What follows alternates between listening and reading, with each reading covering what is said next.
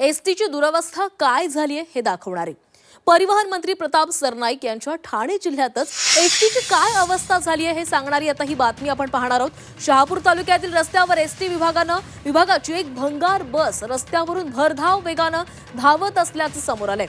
ही एसटीची दुरवस्था अशी झाली आहे की ती चक्क तिरकी झालेली दिसतेय। मात्र तरीही चालक आणि वाहकांना अशा बसमधून प्रवाशांना न्यावं लागते। अशा भंगार बसमुळे केवळ बसमधील प्रवाशांचाच नाही तर रस्त्याने जाणाऱ्या वाहन चालकांच्या जीवालाही धोका निर्माण झालाय।